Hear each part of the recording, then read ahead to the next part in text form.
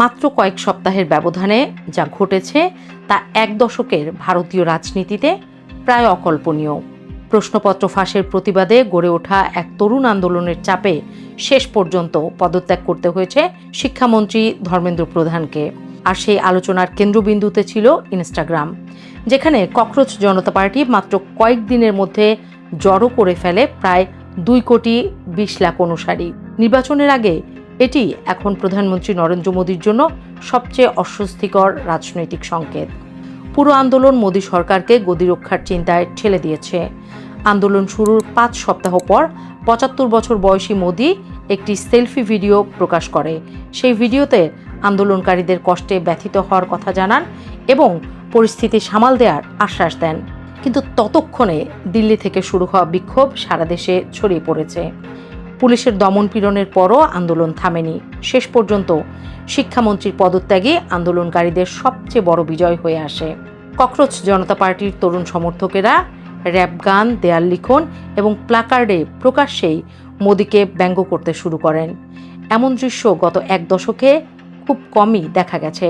লন্ডনের SOAS বিশ্ববিদ্যালয়ের অধ্যাপক সঞ্জয় শ্রীবাস্তবের মতে, আন্দোলনে অংশ নেওয়া অনেকেই অতীতে মোদীর সমর্থক ছিলেন, কিন্তু এখন সমাজের বিস্তৃত অংশই সরকারকে প্রশ্ন করতে শুরু করেছে।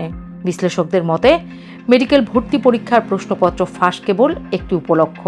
এর পেছনে রয়েছে বেকারত্ব, ভবিষ্যৎ নিয়ে অনিশ্চয়তা এবং কৃত্রিম বুদ্ধিমত্তা চাকরি কেড়ে নেওয়ার আশঙ্কা। রাজনৈতিক বিশ্লেষক অমিতাভ তিওয়ারির ভাষায়, প্রশ্নপত্র ফাঁস কেবল একটি সূচনা বিন্দু। এটি তরুণদের উদ্বেগ, অনিশ্চয়তা, অসন্তোষ, হতাশা ও ক্ষোভেরই বহিঃপ্রকাশ।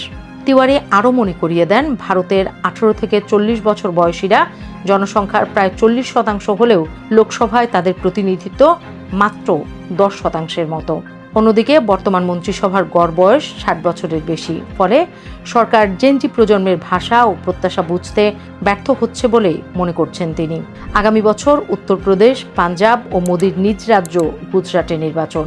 তাই এই তরুণ ক্ষোভের রাজনৈতিক প্রভাব খুব শিগগিরই দেখা যেতে পারে। আর যদি ককরোচ জনতা পার্টি ভবিষ্যতে রাজনৈতিক দলে রূপ নেয়, তাহলে 2029 সালের জাতীয় নির্বাচনেও তা বড় ফ্যাক্টর হয়ে উঠতে পারে। সবচেয়ে বড় পরিবর্তনটি ঘটেছে ডিজিটাল রাজনীতিতে। বহু বছর ধরে বিজেপির শক্ত ঘাঁটি ছিল এক্স ও ফেসবুক, কিন্তু জেনজি এখন রাজনীতির ভাষা বদলে দিয়েছে ইনস্টাগ্রামে। সেখানে বিজেপির অনুসারী মাত্র 1 কোটি, অথচ ককরোচ জনতা পার্টি কয়েকদিনের মধ্যেই সেই সংখ্যার দ্বিগুণের বেশি সমর্থক জোগাড় করেছে। কলাম লেখক সন্তোষ দেশাইয়ের মতে, ইনস্টাগ্রামে সফল হতে হলে স্বতঃস্ফূর্ততা ও বিশ্বাসযোগ্যতা লাগে। অতিরিক্ত ঘষামাজা করা বার্তা সেখানে কাজ করে না। আর সেটি হয়তো গুরুত্বপূর্ণ নির্বাচনের আগে মোদীর সবচেয়ে বড় রাজনৈতিক পরীক্ষায় পরিণত হয়েছে।